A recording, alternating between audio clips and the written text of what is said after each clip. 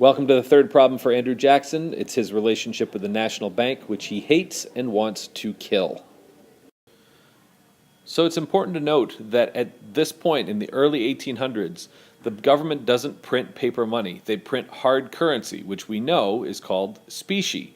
And they mint coins. That means they create coins out of silver and gold. But people don't want to leave lots of silver and gold coins around the houses. They need someplace safe to put it, so they put it in the bank.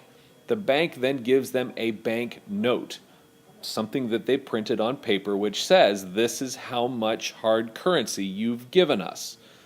This banknote can then be traded. They could be used, we could swap it between us, you could use it at a store, or you could take it to the bank and you could get back gold and silver coins for it if you wanted. That gold and silver coin stock, though, becomes the basis for the bank to make other loans and charge interest, which would get them more money. Most banks at the time do not actually give out the silver and gold coins. They give out banknotes. So we end up with more paper in circulation than there's actual specie in the control of the bank. This is a problem, and it leads to inflation. So there hadn't been a bank for the War of 1812, which limited the United States' ability to actually have money to fund that war. So when the war was over, Congress decided that it would charter the Second Bank of the United States, and they did so in 1816, and they said it would last for a 20-year term. The bank almost immediately ran into trouble because it began to create banknotes and extend credit to Western banks, which were completely overextended. They basically were giving more banknotes than they had specie to support.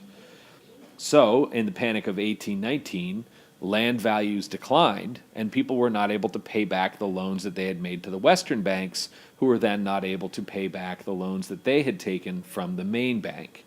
So a lot of people blamed the Second Bank of the United States for causing this panic. That's unfair, but it is fair to say that they contributed to the panic.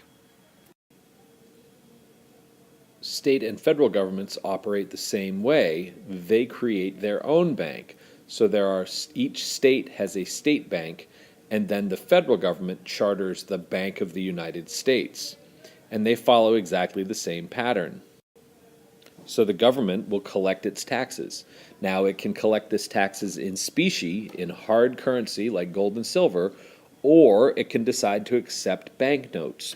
But either way, the citizens are paying the government money. So the government then takes that currency, either the specie or the banknotes, and deposits it into the bank. So that bank, the national bank, then issues its own banknotes in its own loans, but generally it's not giving loans to private individuals, it's giving loans to corporations, to businesses, and even to other states. And this is the problem that led to the chartering of the Second State Bank, is the state banks wouldn't talk to each other or accept banknotes, so people couldn't do business across state lines. So the national bank, the Second National Bank, gets chartered in the hopes that it will create a stable currency that will work all the way across the country in all states, because the federal government will support the bank notes. So it lends the federal government's stature and credibility to the banknotes of the national bank. That's the theory.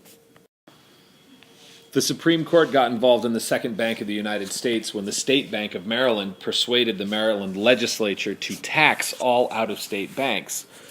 The federal bank, the Bank of the United States, refused to pay that tax, at which point Maryland then sues the person in charge of the Maryland branch of the Bank of the United States. The case goes to the Supreme Court, and this man, Chief Justice John Marshall, rules in favor of the national bank. And he states that the power to create implies a power to preserve. And the power to tax, he says, involves the power to destroy. So essentially, he says, the state has no ability to exercise power over a legitimate and constitutional body chartered by the federal government. And he says that even though the Constitution doesn't call for a national bank, a loose interpretation of the Constitution says Congress can do everything that is necessary and proper to run their job. And the bank, he says, is necessary and proper. So the Bank of the United States is constitutional according to the Supreme Court.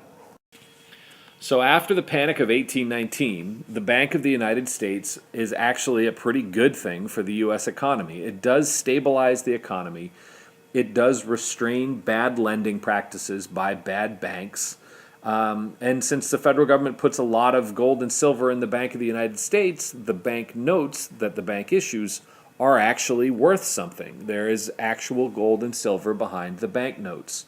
So this man, Nicholas Biddle, is appointed to run the bank. He becomes the president of the bank. And it's important to know that the bank is not really owned by the government. It's chartered by the government.